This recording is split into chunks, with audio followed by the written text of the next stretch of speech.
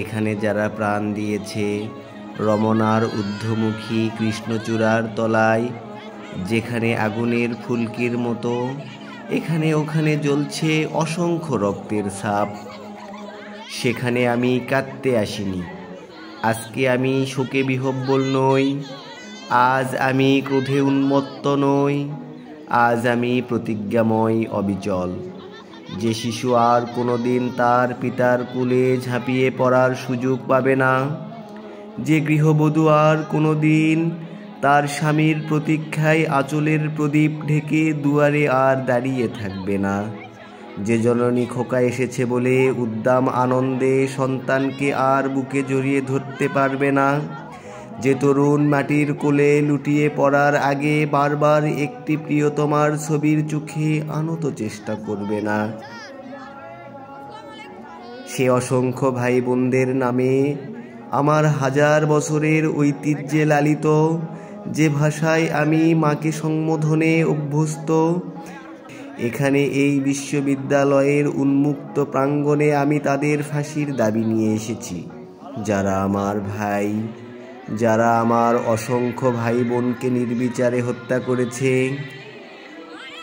ওরা 40 জন কিংবা আরও বেশি, যারা প্রাণ দিয়েছে ওখানে রমনার রৌদ্রদগ্ধ কৃষ্ণচূড়ার গাছের তলায়, ভাষার জন্য, মাতৃভাষার জন্য, বাংলার জন্য, যারা প্রাণ দিয়েছে ওখানে একটি দেশের মহান সংস্কৃতির মর্যাদার জন্য, আলাওলের ঐতিহ্য, রবীন্দ্রনাথ, কায়কোবাদ, নজরুলের সাহিত্য ও কবিতার জন্য, যারা প্রাণ দিয়েছে ওখানে পলাশপুরের মকবুল আহমেদের পুঁথির জন্য, রমেশ শীলের গাথার জন্য, জসিমউদ্দিনের সেজান বাইদি ঘাটের জন্য, যারা প্রাণ দিয়েছে ভাটিয়ালি বাউল, কীর্তন, গজল, নজরুলের খাঁটি সোনার চেয়ে খাঁটি আমার দেশের মাটি, এ দুটি লাইনের জন্য, দেশের মাটির জন্য, রমনার মাঠে, সেই মাটিতে কৃষ্ণচূড়ার অসংখ্য ঝরা পাতা পাপড়ির মতো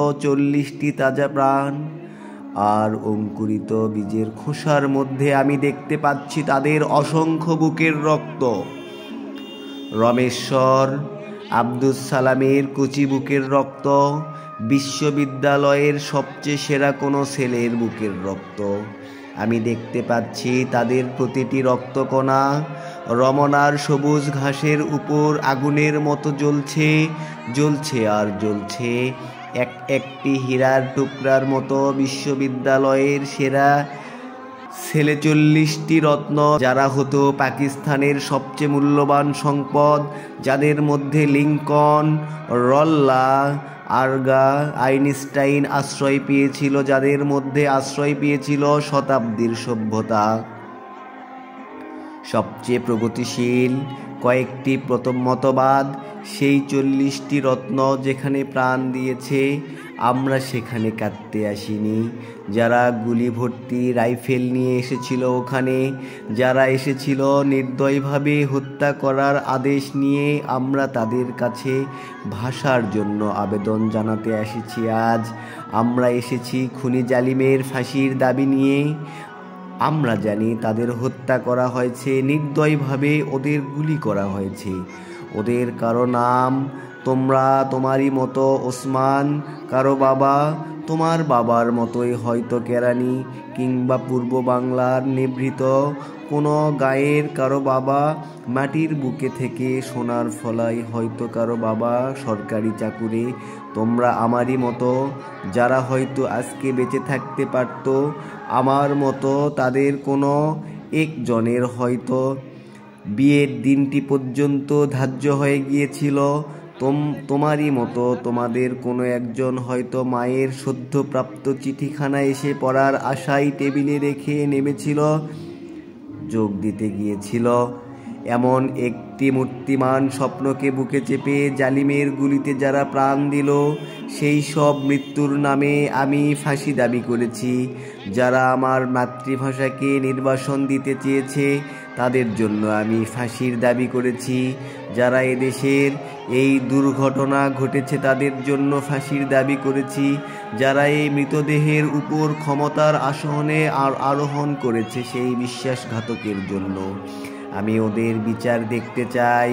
খোলা ময়দানে সেই নির্দিষ্ট জায়গাতে শাস্তিপ্রাপ্তের গুলিবিদ্ধ অবস্থায় আমার দেশের মানুষ দেখতে চায়। পাকিস্তানের প্রথম শহীদ এই 40টি রত্ন, দেশের 40 জন সেরা ছেলে, মা বাবা বউ আর ছেলে নিয়ে এই পৃথিবীর কোলে একটি সংসার গড়ে তোলা। যাদের স্বপ্ন ছিল আইনস্টাইনের বৈজ্ঞানিক তত্ত্বকে আরও গভীরভাবে বিশ্লেষণ করার, যাদের স্বপ্ন ছিল আণবিক শক্তিকে কিভাবে মানুষের কাজে লাগানো যায়, শান্তির কাজে লাগানো যায়, তারা সংবোধন করার। তাদের স্বপ্ন ছিল রবীন্দ্রনাথের বাঁশিওয়ালার চেয়েও সুন্দর একটি কবিতা রচনা করার। সেই সব শহীদ ভাইয়েরা, আমরা যেখানে তোমরা প্রাণ দিয়েছ, সেখানে 1000 বছর পরেও সেই মাটি তোমাদের রক্তাক্তের চিহ্ন মুছে দিতে পারবে না।